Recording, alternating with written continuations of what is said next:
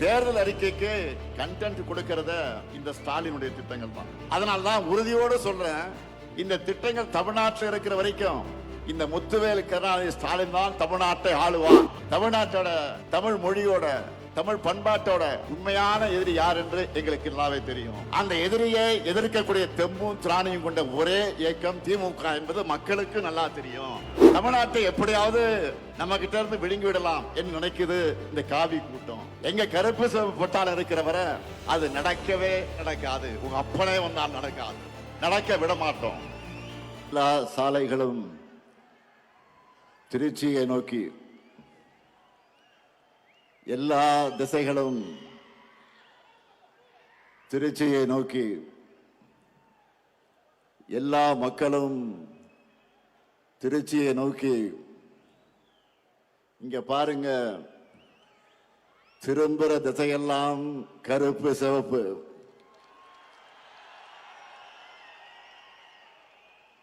திரும்பும் திசையெல்லாம் அண்ணாவின் தம்பிகள். திரும்பும் திசையெல்லாம் கலைஞரின் உடன்பிறப்புகள். தெற்கே குமரியிலிருந்து வடக்கே கும்மிடிப்பூண்டி வரை தமிழ்நாடே இந்த சிறகனூர்ல திரண்டு சிறகனூர் பெருகனூராக ஆகியிருக்கு. எதிரிகளால வீழ்த்த முடியாத திராவிட முன்னேற்ற கழகத்தின் பெரும் சேனை இங்கே திரண்டிருக்கு. இந்த சேனையினுடைய தலைமை தொண்டனாக முத்துவேல் கருணாநிதி ஸ்டாலின் அழைப்பை ஏற்று வந்திருக்கக்கூடிய தலைவர் கலைஞருடைய அன்பு உடன்பிறப்புகளே, உங்க எல்லாருக்கும் கழகத்துடைய நிர்வாகிகளே, உங்கள் அனைவருக்கும் என்னுடைய மாலை வணக்கம். கடந்த 3 மாசமா நாம் நடத்துவது மாநாடுகள் தான். தம்பி உதயநிதி அவர்கள் மண்டல வாரியாக நடத்தின இளைஞரணி நிர்வாகிகள் சந்திப்பு மாநாடுகள், என்னுடைய அன்பு தங்கை கனிமொழி அவர்கள் நடத்தின மகளிர் அணியின் வெல்லும் தமிழ் பெண்கள் மாநாடுகள், சென்னை, மதுரை, கோவை, திருப்பத்தூர் என மண்டல அளவிலே நடத்தப்பட்ட பூத் நிர்வாகிகளுடைய பயிற்சி மாநாடுகள்னு லட்சக்கணக்கான நிர்வாகிகள் அழைத்து மாநாடுகள் நடத்தி தேர்தலுக்கான பணிகளை தொடங்கினோம். அதற்கெல்லாம் உச்சமாக இன்று 10 லட்சம் பேர் பங்கெடுத்திருக்கக்கூடிய பெரிதினும் பெரிய மாநாடா திருச்சியில இந்த மாநில மாநாடு நடந்து கொண்டிருக்கிறது. இங்க நான் வந்தப்போ மாநாட்டு என்ட்ரியில இருந்து மேடை வரைக்கும் நீங்க கொடுத்திருக்கக்கூடிய இந்த வரவேற்பு, அடாடாடாடாடா, அதே போல உங்க முகத்துல பார்த்த மகிழ்ச்சி இருக்க,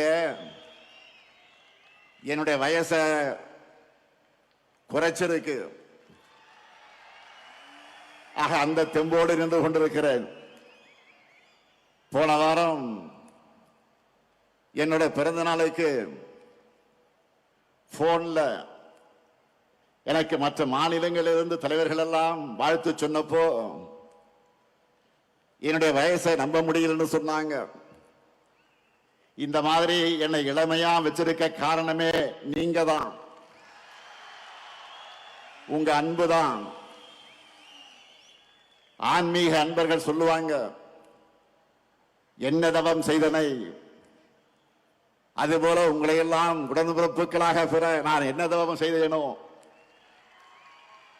கோடிக்கணக்கான உடன்பிறப்புகளோட தலைமை தொண்டனா என்னை தேர்ந்தெடுத்தது நீங்க தான். இந்த தாய் தமிழ்நாட்டினுடைய முதலமைச்சரா நான் பொறுப்பேற்க காரணமும் நீங்க தான். உங்களால் தான் நான் வளர்ந்தேன், உங்களால் தான் நான் உயர்ந்தேன், உங்களுக்காகத்தான் நான் வாழுகிறேன். இந்த பாச பிணைப்பு,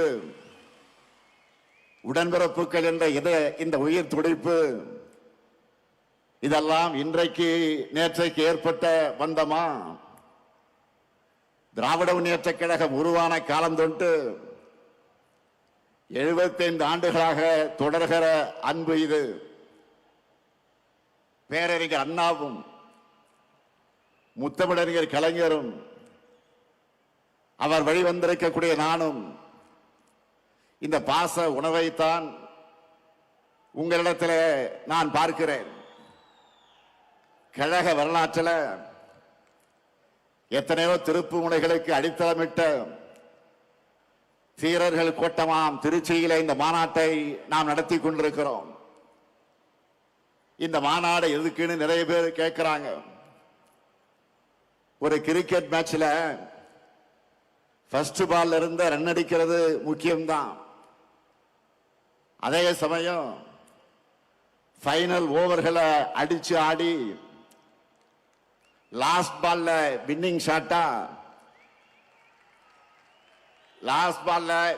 ஷாட்டா சிக்ஸர் அடிச்சு ஜெயிக்கிறது என்பது கிராண்ட் பினிஷிங்காக இருக்கும்.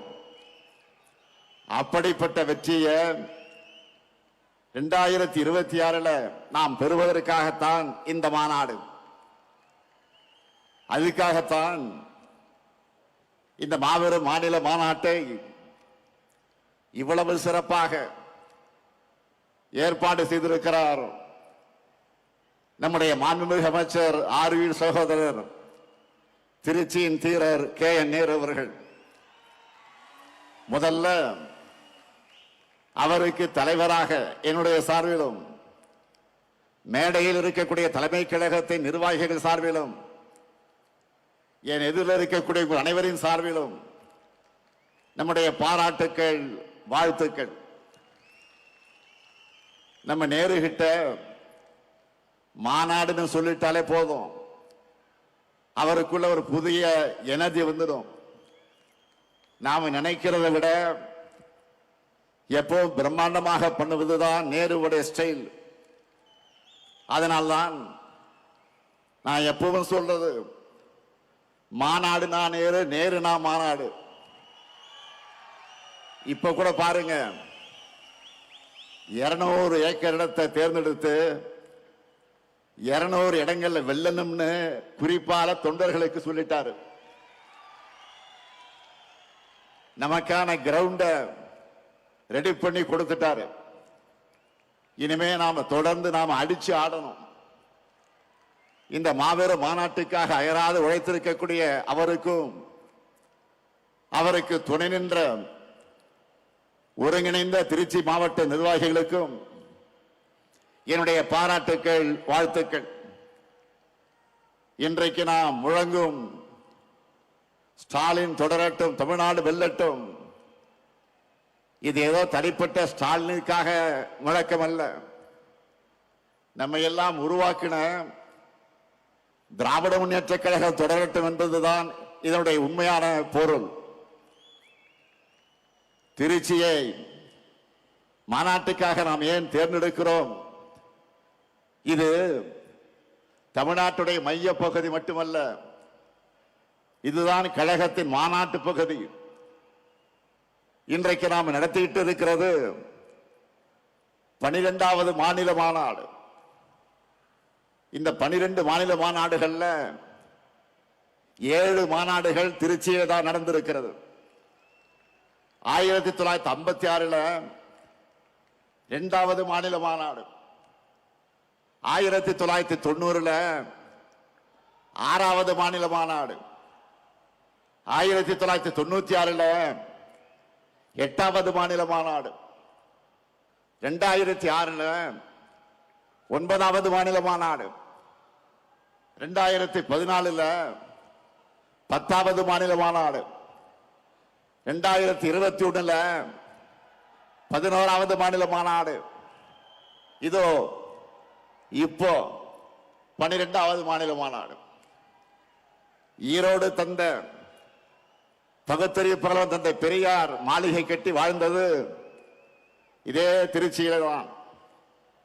தனித்தனி இயக்கம் நடத்திய போதும் கொள்கையால் ஒருபோதும் பிரியாத தந்தை பெரியாரும் பேரறிஞர் அண்ணாவும் வெவ்வேறு வழக்குகளில் ஒரே சிறையில் இருந்தது இதே திருச்சியிலே தான்.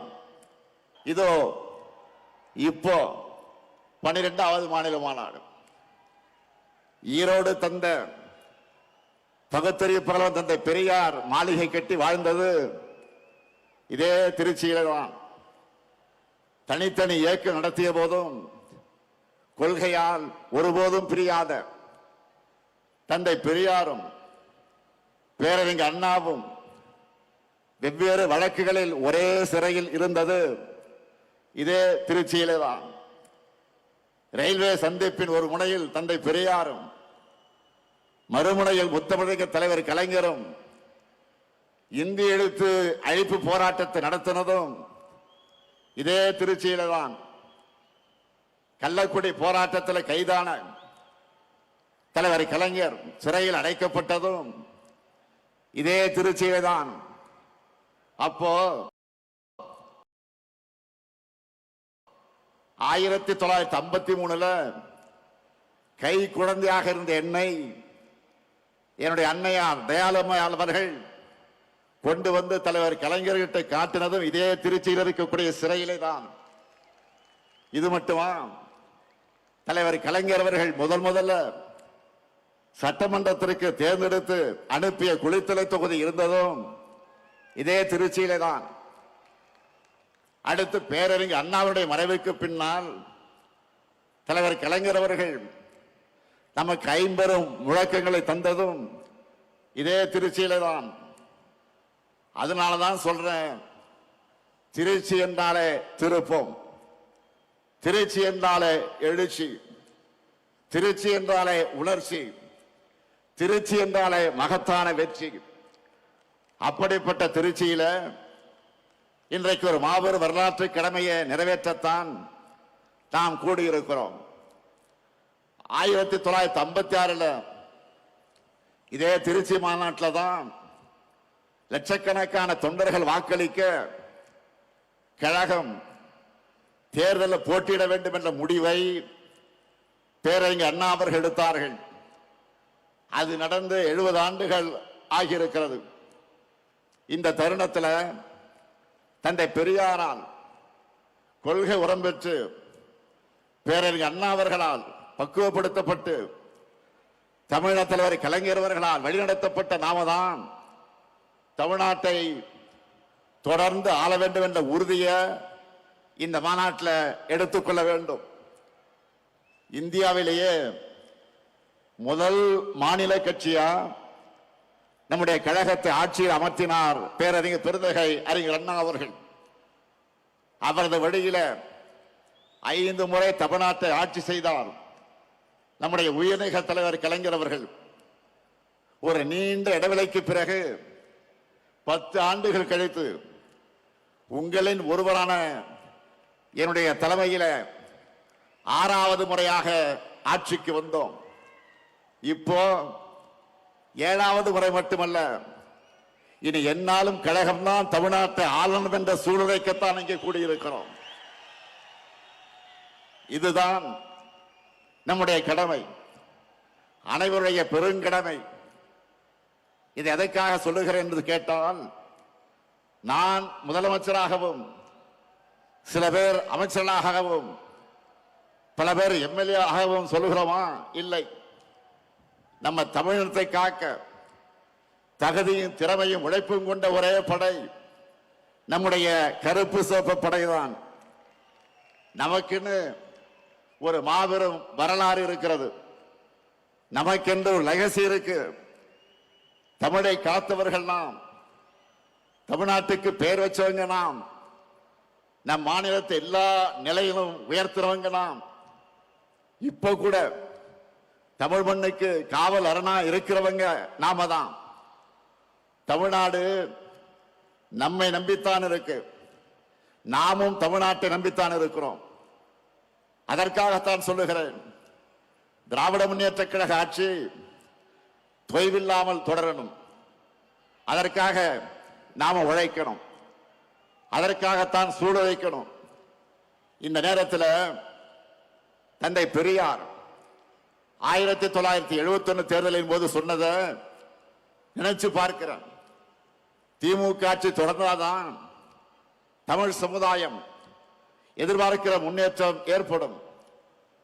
இப்பவும் தந்தை பெரியார் சொன்னதை மனசுல வச்சு நம்முடைய பயணத்தை தொடரணும். இங்கே வந்ததும் என்னுடைய நினைவுக்கு வந்தது 2021 தேர்தலுக்கு முன்னால் இதே திருச்சியில இதே இடத்துல 7 இலக்குகளை உறுதிமொழிகளாக நான் அறிவித்தேன். அதில் முதல் இலக்கு வளரும் வாய்ப்புகள், வளமான தமிழ்நாடு. இரண்டாவது இலக்கு மகசூல் பெருக்கம், மகிழும் விவசாயி. மூன்றாவது இலக்கு குடிமக்கள் அனைவருக்கும் குறையாத தண்ணீர். நான்காவது இலக்கு அனைவருக்கும் உயர்தர கல்வி, உயர்ந்த மருத்துவம். ஐந்தாவது இலக்கு எழில்மிகு மாநகரங்களின் மாநிலம். ஆறாவது இலக்கு உயர்தர ஊரக கட்டமைப்பு, உயர்ந்த வாழ்க்கை தரம். ஏழாவது இலக்கு அனைவருக்கும் அனைத்துமான தமிழ்நாடு. நெஞ்சை நிமிர்த்தி சொல்லுகிறேன், இந்த 7 இலக்குகளையும் நம்முடைய 5 ஆண்டு ஆட்சியுடைய திட்டங்களால நிறைவேற்றி காட்டியிருக்கிறோம். அதனாலதான் மக்கள் மகிழ்ச்சியாக இருக்காங்க. இதையெல்லாம் நம்முடைய எதிரிகளே இன்றைக்கு மனசுக்குள்ள ஒத்துக்கொள்வாங்க. காரணம், யாராலும் மறைக்க முடியாத, மறுக்க முடியாத உண்மை இது. தமிழ்நாட்டை தொடர்ந்து புறக்கணிக்கிற ஒன்றிய பாஜக அரசு கூட நம்பர் 1 மாநிலம் தமிழ்நாடுன்னு சொல்றாங்க.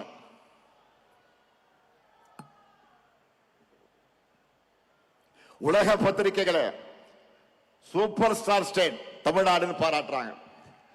அந்த அளவுக்கு நாம கெத்தா முன்னேறி இருக்கிறோம். கடந்த 5 ஆண்டுகள்ல நாம செஞ்சிருக்கக்கூடிய சாதனைகளை நினைச்சு பாருங்க. எத்தனை நெருக்கடிகள், எத்தனை பிரச்சனைகள் தகர்த்து நாம முன்னேறி இருக்கோம். 3 நாட்களுக்கு முன்னாடி கூட சென்னையில் 2030க்கான 14 உறுதிமொழிகளை ஸ்டாலின் ஸ்டேட்மெண்ட்னு நான் அறிவிச்சேன். அந்த மேடையில் அமைச்சர்கள் ஒவ்வொரு துறையிலும் நம்ம என்ன சாதிச்சிருக்கிறோம்னு சொன்னாங்க. 5 ஆண்டுகள்ல ஒரு மாநில அரசால இவ்வளவு பண்ண முடியுமான்னு எல்லாரும் பிரமிச்சு பார்த்தாங்க. நமக்கே மலைப்பா இருந்துச்சு. நம்முடைய சாதனைகளை பிபிடி போட்டு காட்டணும், டிவியில போட்டு காட்டணும். அதுல அதிமுக ஆட்சியோட நாம செஞ்சிருக்கிறத கம்பேர் பண்ணி சொன்னாங்க. அதுல சிலதை மட்டும் உங்களுக்கு நான் சொல்ல விரும்புகிறேன். நல்லா கவனிங்க, மக்கள் கிட்ட போய் நீங்க சொல்லணும். கடந்த 2011 மன்னிக்கணும் 2016 2021 அதிமுக ஆட்சியில தொழில் முதலீட்டுக்காக போடப்பட்ட புரிந்துணர்வு ஒப்பந்தங்கள் எவ்வளவு தெரியுமா? 471. இதுவே நம்ம திராவிட மாடல் ஆட்சியில 1190 புரிந்துணர்வு ஒப்பந்தங்கள் போட்டிருக்கிறோம். கடந்த கால ஆட்சியில ஈர்த்த முதலீடு, அதிமுக ஆட்சியில ஈர்த்த முதலீடு 4,13,414 கோடி தான். ஆனா நம்ம ஆட்சி காலத்துல 12,54,133 கோடி ரூபாய்க்கான முதலீடுகளை ஈர்த்திருக்கிறோம். 3 மடங்கு அதிகம். 2016 21 புதுசா 4 சிப்காட் தொழிற்பூங்காக்களை தொடங்கினாங்க அதிமுக ஆட்சியில். 4 நாள் தான் சிப்காட் தொழிற்பூங்கா. ஆனா நாம 33 புது சிப்காட் தொழிற்பூங்காக்களை தொடங்கி இருக்கிறோம். ஸ்டார்ட் அப் நிறுவனங்கள் எடுத்துக்கிட்டா 2021 வரைக்கும் இருந்த எண்ணிக்கை, அதிமுக ஆட்சியில் இருந்த எண்ணிக்கை எவ்வளவு தெரியுமா? 2045. இப்போ நம்ம ஆட்சியில 13,500க்கு மேற்பட்ட ஸ்டார்ட் அப் நிறுவனங்களை நம்ம ஆட்சியில் தொடங்கி இருக்கிறோம். அடுத்து வேளாண் துறை 2016 இருந்து 21 வரைக்கும் அவங்க ஆட்சியில் 57.26 லட்சம் ஹெக்டராக இருந்த மொத்த சாகுபடி பரப்பை இப்போ 62.32 லட்சம் ஹெக்டராக உயர்த்தி இருக்கிறோம். 5 வருஷத்துல 5 லட்சம் ஹெக்டர் உயர்ந்திருக்கு. கடந்த ஆட்சி காலத்துல 1.3 லட்சம் விவசாயிகளுக்கு தான் இலவச மின் இணைப்பு கொடுத்தாங்க. ஆனா நம்முடைய ஆட்சியில 2 லட்சத்துக்கு அதிகமான விவசாயிகளுக்கு இலவச மின் இணைப்பு கொடுத்திருக்கிறோம். 2016-21 அண்ணல் அம்பேத்கர் அயலக உயர்கல்வி உதவித்தொகை திட்டத்தில் படிச்ச மாணவருடைய எண்ணிக்கை எவ்வளவு தெரியுமா? 2 பேர் தான் அதிமுக ஆட்சியில். ஆனா நம்ம திராவிட மாடல் ஆட்சியில 386 மாணவர்களுக்கு 160 கோடி ரூபாய் உதவித்தொகை கொடுத்து படிக்கிறாங்க. அதே போல ஆதிதிராவிட மகளிருக்காக நன்னிலம் நிலவுடைமை திட்டத்தில் அதிமுக ஆட்சியில பயனடைந்த பெண்கள் எவ்வளவு தெரியுமா? 40 பேர் தான். 40 லட்சம் ரூபாய் கொடுத்தாங்க. அதுவே நம்ம திராவிட மாடல் ஆட்சியில 1026 பெண்களுக்கு சுமார் 50 கோடி ரூபாய் வழங்கி இருக்கிறோம். எவ்வளவு பெரிய வித்தியாசம்! அடுத்து ஸ்போர்ட்ஸ்ல, விளையாட்டுத்துறை ஸ்போர்ட்ஸ்ல நம்ம இளைஞர்கள் இன்னைக்கு எப்படியெல்லாம் சாதிக்கிறாங்க. அதுக்கு காரணம் என்ன? விளையாட்டுத்துறைக்கு 800 கோடி ரூபாயாக இருந்த நிதி ஒதுக்கிட்ட நம்ம ஆட்சியில 2228 கோடி ரூபாயாக உயர்த்தி இருக்கிறோம். அது மட்டுமல்ல, 2016-21 வேலை வாய்ப்பு வழங்கப்பட்ட விளையாட்டு வீரர்கள் எத்தனை பேர் தெரியுமா? 3 பேர் தான். ஆனா நம்ம அரசுல 301 விளையாட்டு வீரர்களுக்கு வேலை வாய்ப்பு வழங்கி இருக்கிறோம். இப்படி எல்லா துறையிலும் லிஸ்ட் இருக்கு. மக்கள் பெரும் சுமையாக கருதுகிற மெடிக்கல் செலவுகள் போன ஆட்சியில முதலமைச்சருடைய விரிவான காப்பீட்டு திட்டத்தில் 49 லட்சம் பேர் பயனடைஞ்சவங்க. அந்த எண்ணிக்கையை நம்ம ஆட்சியில 90 லட்சமாக உயர்த்தி இருக்கிறோம். அதுக்கு காரணம் நம்ம அரசுல 72,000 இருந்த வருமான வரம்பை 1,20,000 உயர்த்தி கொடுத்தோம். இப்படி எல்லாவற்றிலும் 2 மடங்கு 3 மடங்கு, ஏன் பல மடங்கு உயர்த்தி சாதனைகளை படைச்சிருக்கிறோம். இதுதான் வளர்ச்சி. அதனால்தான் வரலாற்றே இல்லாத அளவுக்கு 14 ஆண்டுகள் கழிச்சு நம்ம ஆட்சியில 11.19 விழுக்காடு பொருளாதார வளர்ச்சியை நம்முடைய மாநிலம் அடைந்திருக்கிறது. நானும் தொடர்ந்து ஒவ்வொரு மேடையிலும் நம்முடைய சாதனைகள் டேட்டாவோடு சொல்லிக்கிட்டு இருக்கிறேன். செஞ்சதை கூட நம்மால முழுசா சொல்ல முடியல. அந்த அளவுக்கு மிகப்பெரிய பட்டியலே இருக்கு. நம்ம திட்டங்களால பயனடைந்திருக்கிற எண்ணிக்கை மட்டும் சொல்ல கொஞ்சம் கேளுங்க. கலைஞர் மகளிர் உரிமை தொகை 1,31 லட்சம் பேர். காலை உணவு திட்டம் 19,34,000 குழந்தைகள். புதுமை பெண் திட்டம் 6,95,000 மாணவிகள். தமிழ் புதல்வன் திட்டம் 5,40,000 மாணவர்கள். நான் முதல்வன் திட்டம் 49,90,000 பயிற்சி சான்றிதழ்கள். விடியல் பயணம் திட்டம் 910 கோடி பயணங்கள். மக்களை தேடி மருத்துவம் 2,56,00,000 பேர். இன்னும் அப்ப நம்மை காக்க 48 திட்டம், 4 லட்சத்துக்கு அதிகமான உயிர்கள். பல்வேறு ஓய்வூதிய திட்டங்கள் மூலமா 30,50,000 பேர். பட்டா பெற்றவங்க 23,56,000 பேர். உங்களால டோட்டல் போட முடிஞ்சுதா இல்லையா? இன்னும் ஏராளமா இருக்கு, பெரிய லிஸ்டே இருக்கு. ஆனா அதையெல்லாம் நீங்க டோட்டல் போட்டு மக்கள் கிட்ட சொல்லணும். இப்ப தெரியுதா ஏன் நான் அடிக்கடி வெல்வோம் 200 வெல்வோம் 200 சொல்றேன்னு? இவ்வளவு செஞ்சிருக்கிறோம். 200 தொகுதி உறுதியா இல்லையா? கேட்கல. உறுதியா இல்லையா? 200 தொகுதி உறுதியா இல்லையா? மகிழ்ச்சி.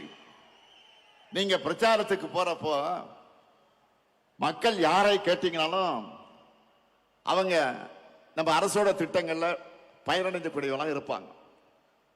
நம்ம அரசின் திட்டங்களோட பயனாளிகள் வாக்களிச்சாலே போதும், நாம தான் ஃபுல் சீப்ல போனோம், முழு வெற்றி அடைவோம். கவலைப்படாதீங்க. அதான் இப்படி சொன்ன, புரியுதா உங்களுக்கு? அதை உறுதி செய்ய வேண்டியதுதான் உங்களுடைய பணி. இதே திருச்சி சிறகனூர்ல 5 ஆண்டுகளுக்கு முன்னாடி நான் சொன்ன வாக்குறுதிகளை நிறைவேற்றி காட்டிட்டு இன்றைக்கு மக்கள் முன்னாடி தெம்பா நம்பிக்கையா நிக்கிறேன். அடுத்து விரைவில் விரிவான தேர்தல் அறிக்கை தங்கை கனிமொழி தலைமையில தயாராகி கொண்டிருக்கிறது. விரைவில் அது வெளியிட போறோம். சமீபமா கவனிச்சிங்களா, மற்ற அரசியல் கட்சிகள் எல்லாம் ஏதோ இன்ஸ்டால்மெண்ட்ல தேர்தல் அறிக்கையை வெளியிட்டு இருக்காங்க. அதுல என்ன அறிவிக்கிறாங்க? நம்முடைய திராவிட மாடல் சார்பில் நாம் நிறைவேற்றி கொண்டிருக்கக்கூடிய திட்டங்களை டாப் அப் பண்ணி அப்படியே காப்பி எடுத்து அறிவிக்கிறாங்க. அவ்வளவுதான். ஏன்னா அவங்களுக்கும் வேற வழி இல்லை. நம்ம ஆட்சியில நிறைவேற்றிருக்கக்கூடிய திட்டங்களை இனி யாராலும் மாற்ற முடியாது, எவராலும் நிறுத்த முடியாது. யோசிச்சு பாருங்க, நாம வழங்குகிற மகளிர் உரிமை தொகையை யாராலும் நிறுத்த முடியுமா? முடியவே முடியாது. அப்படி அவங்க நினைச்சால அவங்க வீட்டு பெண்களை அவங்களுக்கு கட்சிக்கு ஓட்டு போட மாட்டாங்க, வீட்டை விட்டு வெளில அனுப்பிச்சிருவாங்க. அதனாலதான் இப்ப அதிகப்படுத்தி அறிவிக்கிறாங்க. அடுத்து பள்ளி குழந்தைகளுக்கான காலை உணவு திட்டத்தை யாராவது கை வைக்க முடியுமா? சொல்லுங்க, முடியுமா? அந்த குழந்தைகளை பட்டினி போட்டா தமிழ்நாட்டு மக்கள் அவங்க சும்மா விட மாட்டாங்க. அதே மாதிரி பெண்களுக்கான விடியல் பயண திட்டத்தை அவங்களால மாற்ற முடியுமா? முடியாது. இன்னும் இருக்கு. உயர்கல்விக்கு உறுதுணையா இருக்கிற புதுமை பெண் திட்டம், தமிழ் புதல்வன் திட்டம், நான் முதல்வன் திட்டம், இதையெல்லாம் தடுக்கவோ நிறுத்தவோ எந்த கட்சியாவது யோசிக்க முடியுமா? முடியாது. அது மட்டுமல்ல, முதியவர்களுக்கு வீடு தேடி ரேஷன் தரக்கூடிய தாயுமானவர் திட்டம், வீடு தேடி மருத்துவம் தரக்கூடிய மக்களை தேடி மருத்துவம் திட்டம், இதையெல்லாம் தொடர மாட்டோம் எந்த கட்சியாவது வாய் திறக்க முடியுமா? முடியுமா? சொல்லுங்க. இப்படி எவராலும் மாற்ற முடியாத திட்டங்கள் தான் இந்த முத்துவேல் கருணாநிதி ஸ்டாலினுடைய திட்டங்கள். தேர்தல் அறிக்கைக்கு கண்டென்ட் கொடுக்கிறத இந்த ஸ்டாலினுடைய திட்டங்கள் தான். அதனால்தான் உறுதியோடு சொல்றேன், இந்த திட்டங்கள் தமிழ்நாட்டில் இருக்கிற வரைக்கும் இந்த முத்துவேல் கருணாநிதி ஸ்டாலின் தான் தமிழ்நாட்டை ஆளுவான். நாம இவ்வளவே செஞ்சுட்டு மக்கள் கிட்ட வாக்கு கேட்கிறோம். ஆனா அதிமுக கூட்டணி சாரி அப்படி சொன்னா மோடி அமித்ஷாவும் கோச்சிப்பாங்க. என்டிஏ கூட்டணி சொல்லணும். கூட்டணிக்கு பேர் வைக்க கூட முடியாத நிலையில தான் இன்றைக்கு அதிமுக இருக்கு. சரி, அவங்க சொல்ற மாதிரி அந்த என்டிஏ கூட்டணி தமிழ்நாட்டுக்கு என்ன பண்ணி இருக்கு? கடந்த 5 ஆண்டுகள்ல நமக்கு தர வேண்டிய கல்வி நிதி, ஜல்ஜீவன் திட்ட நிதி, 100 நாள் வேலை திட்ட நிதி, பேரிடர் நிவாரண நிதி, நாம கேட்ட எதையும் தரல. மாநிலத்துக்கான சிறப்பு திட்டங்களையும் தரல. ஏன் கோவை, மதுரை, திருச்சி இந்த மாவட்டங்களுடைய மெட்ரோ உள்ளிட்ட எந்த உட்கட்டமைப்பு திட்டங்களுக்கு அனுமதி தரல. நாம கேட்கிறது நன்மை செய்யணும், ஆட்சி பொறுப்புக்கு வரணும் என்ற எண்ணம் அவங்களுக்கு இருந்திருந்தா அடிப்படையா மாநிலத்துக்கு கேட்டதையாவது அவங்க கொடுத்திருக்கணும். எதுவுமே இல்லையா? பாஜக தமிழ்நாட்டுக்கு தந்ததெல்லாம் என்ன தெரியுமா? ஆளுநர் மூலமாக குடைச்சல், மாணவர்களை உயிரோடு விளையாடக்கூடிய நீட் தேர்வு, இந்தி திணிப்பு, மிரட்டி பார்க்க ரைடுகள். இப்படிப்பட்ட ஆட்சிதான் பிரதமர் மோடி சொல்லுகிற என்டிஏ ஆட்சி. தமிழ்நாட்டுக்கு எந்த நன்மையும் செய்யாத இவங்க தான் நம்ம எதிர்த்து நிற்கிறாங்க. தமிழ்நாட்டு மேல எந்த அளவிற்கு வன்மம் இருக்குன்னு சொல்லணும்னா, தேர்தல் வருதுன்னு கூட தெரியாம, அதை பற்றி கவலைப்படாம, நமக்கான எதையும் அறிவிக்க இவங்களுக்கு மனசு வரல. நான் கேட்கிறேன், இப்படி திட்டமிட்டு தமிழ்நாட்டை புறக்கணிக்கிற என்டிஏ கூட்டணிக்கு எங்க மக்கள் எப்படி வாக்களிப்பாங்க? எந்த நம்பிக்கையில நீங்க தமிழ்நாட்டுக்கு வரீங்க? தமிழ்நாடு கேட்கிறதெல்லாம் நான் சொல்லுகிற என்டிஏவுக்கு நோ சொல்லக்கூடிய, நமக்கு கொடுப்பதையெல்லாம் கேட்பதையெல்லாம் நோ என்று சொல்லக்கூடிய என்டிஏவுக்கு தமிழ்நாடு நோ தான் சொல்லும். இங்க உங்களுக்கு எப்பவும் நோ என்ட்ரி தான். உங்க டப்பா என்ஜினுக்கு தமிழ்நாடு எப்பவுமே நோ என்ட்ரி தான் சொல்லும். சில நாட்களுக்கு முன்ன நான் சொன்னேன், இந்த தேர்தல் தமிழ்நாடு வெர்சஸ் என்டிஏ, இன்னும் சொன்னா தமிழ்நாடு அணியா டெல்லி அணியா என்று பார்க்கிற தேர்தல் என்று சொன்னேன். உடனே நம்ம எதிரிகள் என்ன சொன்னாங்க? இது சட்டமன்றத்திற்கு நடக்கிற தேர்தல் தானே, இதை ஏன் தமிழ்நாடு வெர்சஸ் என்டிஏன்னு திமுக சொல்லுது? தமிழ்நாட்டுக்கு டெல்லிக்குமான தேர்தல் ஏன் ஸ்டாலின் சொல்றாரு அப்படின்னு கேட்கிறாங்க. திமுக என்கிற மாபெரும் இயக்கம் தேர்தல் நேரத்தில் மட்டும் மக்கள் கிட்ட வரக்கூடிய கட்சி அல்ல, மக்களின் உரிமைகளுக்காக எப்போதும் களத்திலே நிற்கக்கூடிய கட்சி. எங்களுக்கு தெரியும், தமிழ்நாட்டோட, தமிழ் மொழியோட, தமிழ் பண்பாட்டோட உண்மையான எதிரி யார் என்று எங்களுக்கு நல்லாவே தெரியும். அந்த எதிரியை எதிர்க்கக்கூடிய தெம்பும் திராணியும் கொண்ட ஒரே இயக்கம் திமுக என்பது மக்களுக்கு நல்லா தெரியும். அதிமுக என்கிற முகவடியை போட்டுக்கிட்டு வந்தா எங்களுடைய தமிழ்நாட்டு மக்களுக்கு உங்களை அடையாளம் தெரியாம போயிடுமா? உங்களுடைய முகத்திலே கிழிச்சு தமிழ்நாட்டு மக்கள் கிட்ட நாங்க அம்பலப்படுத்துவோம். தமிழ்நாட்டை எப்படியாவது நம்ம கிட்ட இருந்து விழுங்கி விடலாம் என்று நினைக்குது இந்த காவி கூட்டம். எங்க கருப்பு பொட்டால் இருக்கிறவரை அது நடக்கவே நடக்காது. உங்க அப்பனே வந்தால் நடக்காது, நடக்க விட மாட்டோம். இது அவங்களுக்கு எல்லாம் தெரியும். அதனாலதான் அதிமுக என்ற கட்சியை கொஞ்சம் கொஞ்சமாக விழுங்குறாங்க. அரசியல்ல நேர் எதிரியா இருந்தாலும் அதிமுக தொண்டர்கள் மேல நாங்கள் உண்மையாக பரிதாபப்படுகிறோம். அவங்களுடைய உணர்வுக்கு மாறாக கட்சியை கொண்டு போய் டெல்லியில் அடமானம் வச்சுட்டாரு பழனிசாமி. தன் சொந்த நலனுக்காக, சுயநலத்திற்காக எப்படியாவது முதலமைச்சராக ஆகணும் என்ற நப்பாசையில பழனிசாமி அடிமையா கிடக்கிறாரு. அவரை வச்சு ஒட்டுமொத்த அதிமுகவை அழிக்கிற வேலையை பாஜக செஞ்சுக்கிட்டு இருக்கு. இப்ப கூட பீகார்ல என்ன நடக்குது நாடே பார்க்குத. பீகார் மாநிலத்தில் இதுவரை பாஜக முதலமைச்சர் இருந்ததே கிடையாது. நிதிஷ்குமார் அவர்களை முன்னிறுத்தி தேர்தலை ஜெயிச்சுட்டு இப்ப காரியம் ஆனதும் அவரை ஓரங்கட்டிட்டு பாஜக முதலமைச்சரை உள்ள கொண்டு வர போறாங்க. இதையே தான் தமிழ்நாட்டிலையும் பண்ணலாம்னு ட்ரை பண்றாங்க. நான் அடிச்சு சொல்றேன், சேலஞ்ச் பண்ணி சொல்றேன், இந்த முத்துவேல் கருணாநிதி ஸ்டாலினும் எங்க திமுக இருக்கிறவரை பாஜகவால் தமிழ்நாட்டை ஆள முடியவே முடியாது. நீங்க அந்தர் பல்ட்டி அடிச்சாலும் என்ன முகமடி போட்டு கொண்டு வந்தாலும் புதுசா யாரை கூட்டிக்கிட்டு வந்தாலும் எத்தனை ஏவல் அமைப்புகளை வச்சு மிரட்டி பார்த்தாலும் தமிழ்நாடு எப்பவுமே உங்களுக்கு அவுட் ஆஃப் கண்ட்ரோல் தான்.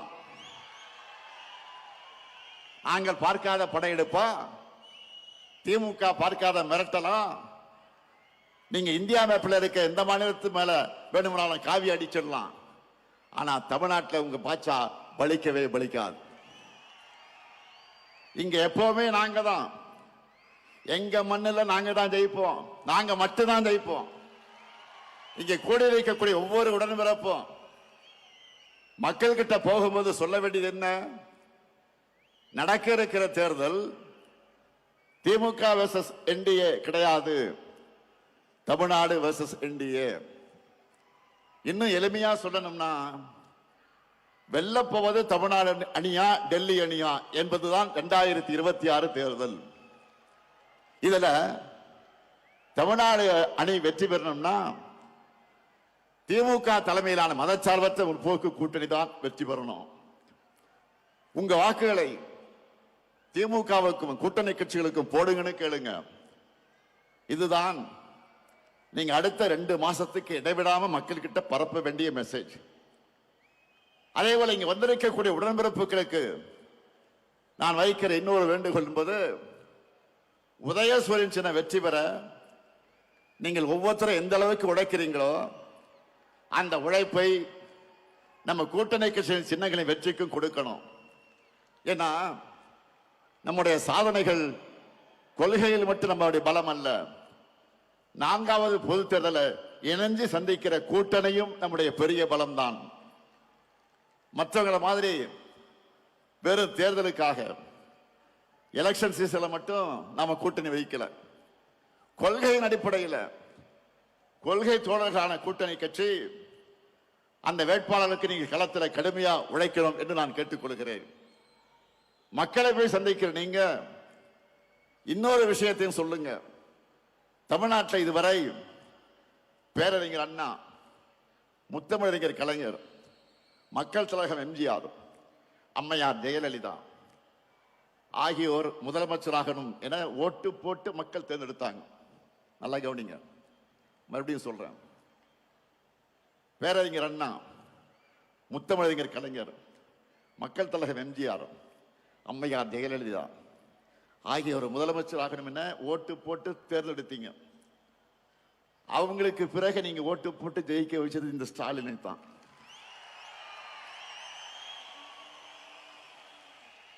கடந்த 5 ஆண்டு செய்திருக்கக்கூடிய சாதனைகளை விட அடுத்த 5 ஆண்டுகள் இன்னும் தமிழ்நாட்டுக்கு அதிக சாதனைகளை செய்வார். எங்க தலைவர் தைரியமா சொல்லுங்க மக்களிடத்துல. தமிழ்நாட்டை தொடர்ந்து நம்பர் 1 மாநிலமாக்க எங்க தலைவருக்கு ஆதரவு கொடுங்க, நம்பிக்கையோடு வீடு ஆபீஸ் சொல்லுங்க. நம்மால பயனடைஞ்சவங்க நிச்சயம் உங்களை வரவேற்பாங்க. இந்த ஸ்டாலின் தலைமையிலான திராவிட மாடல் ஆட்சி தான் சொன்னதை செய்யும், சொல்லாததையும் செய்யும் என்பது மக்களுக்கு நல்லா தெரியும். அதனால தேர்தலுக்காக உழைக்க நான் ரெடி, நீங்க ரெடியா? நம் மண் மொழி மக்களை காக்க நான் ரெடி, நீங்க ரெடியா? திராவிட மாடல் 2.0க்கு நான் ரெடி, நீங்க ரெடியா? நம்முடைய வெற்றி கழகத்தோட வெற்றி மட்டுமல்ல, ஒட்டுமொத்த தமிழ்நாட்டின் வெற்றி. அதை உணர்ந்து உழைக்கணும். 7வது முறையும் நாம தான், இனி எப்போது நாம தான். திருச்சியின் எழுச்சி தமிழ்நாடு எங்கும் பரவட்டும், திராவிட மாடல் நல்லாட்சி தொடரட்டும், தமிழ்நாடு வெல்லட்டும். மீண்டும் வெல்வோம், மீண்டும் மீண்டும் வெல்வோம், வெல்வோம் ஒன்றாக. நன்றி, வணக்கம்.